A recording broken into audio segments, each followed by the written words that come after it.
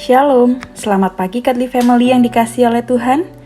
Mari kita bersama-sama memulai aktivitas kita hari ini dengan terlebih dahulu menikmati teh hangat. Teduhkan hati, hadirkan semangat. Dengan menikmati firman Tuhan edisi 40 hari masa Prapaskah. Firman Tuhan hari ini terambil dari Matius 4 ayat 1-11, demikianlah firman Tuhan. Maka Yesus dibawa oleh Roh ke padang gurun untuk dicobai iblis. Dan setelah berpuasa 40 hari dan 40 malam, akhirnya laparlah Yesus. Lalu datanglah si pencoba itu dan berkata kepadanya, "Jika engkau anak Allah, perintahkanlah supaya batu-batu ini menjadi roti." Tetapi Yesus menjawab, "Ada tertulis, manusia hidup bukan dari roti saja, tetapi dari setiap firman yang keluar dari mulut Allah." Kemudian iblis membawanya ke kota suci dan menempatkan dia di bubungan bait Allah.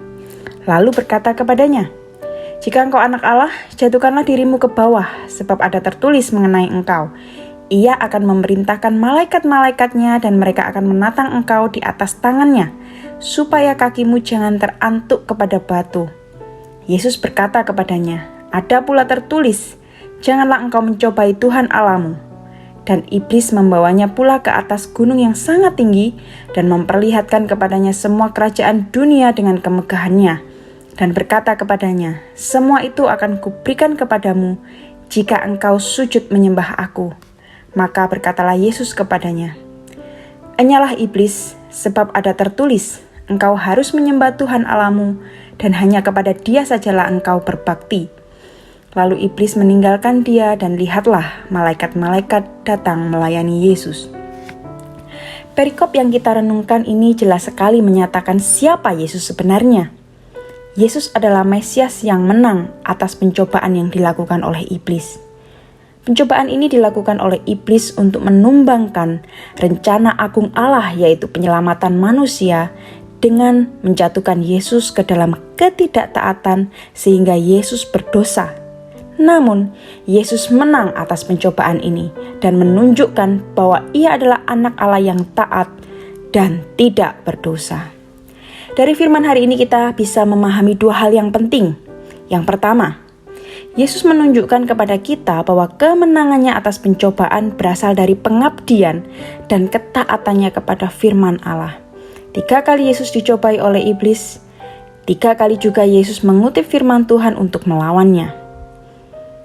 Yang kedua, pencobaan yang terjadi ada dalam kedaulatan Allah. Memang Allah tidak mencobai, tapi Allah tahu dan mengizinkannya terjadi. Di ayat yang pertama tertulis bahwa Roh Kudus yang membawa Yesus ke padang gurun untuk dicobai. Kemudian di ayat yang terakhir tertulis ada malaikat-malaikat yang melayani Yesus. Ini menunjukkan bahwa Allah lah yang memerintahkan malaikat-malaikat itu untuk melayani Yesus. Bapak, Ibu, Saudara yang dikasihi oleh Tuhan, di dalam kehidupan kita, disadari atau tidak, kita mengalami pencobaan-pencobaan yang sebenarnya menguji iman kita. Memang Allah tidak mencobai, namun Allah bisa saja mengizinkan pencobaan itu datang dalam kehidupan kita. Hal yang perlu kita garis bawahi adalah ketika sebuah pencobaan datang, mungkin kita hanya menganggap pencobaan itu sebagai sebuah peristiwa kebetulan. Kita ragu bahwa di balik peristiwa-peristiwa yang tampaknya kacau, ternyata ada rencana Allah yang indah. Tidak jarang kita juga putus asa menghadapi pencobaan, apalagi pencobaannya adalah pencobaan yang besar. Kita merasa bahwa pencobaan itu jauh melebihi kekuatan kita. Tanpa sadar kita telah menganggap Allah tidak mempedulikan kita.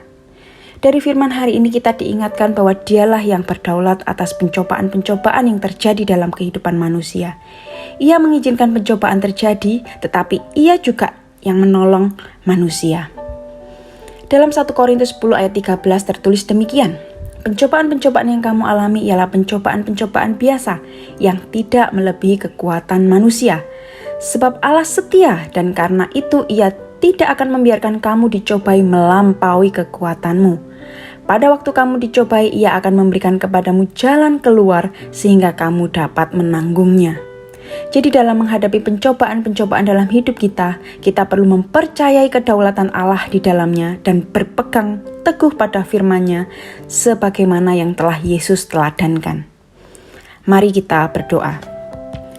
Bapa kami yang di surga, kami sangat bersyukur atas firman-Mu hari ini, yang mengingatkan kami bahwa Engkaulah Allah yang berdaulat atas segalanya. Terima kasih telah mengutus Yesus Kristus untuk menyelamatkan kami, bahkan menjadi teladan sempurna dalam ketaatannya kepadamu, ya Tuhan. Kami mohon perlindungan, pertolongan, dan bimbingan-Mu dalam menjalani kehidupan kami sehari-hari di tengah dunia yang berdosa ini. Kami membutuhkan Engkau lebih dari yang kami pikirkan, ya Tuhan. Mohon pimpinan-Mu atas kehidupan kami, sehingga kami dapat hidup berkenan di hadapan-Mu. Kami serahkan kehidupan kami sepanjang hari ini ke dalam tangan-Mu. Dalam nama Tuhan Yesus kami telah berdoa. Amin.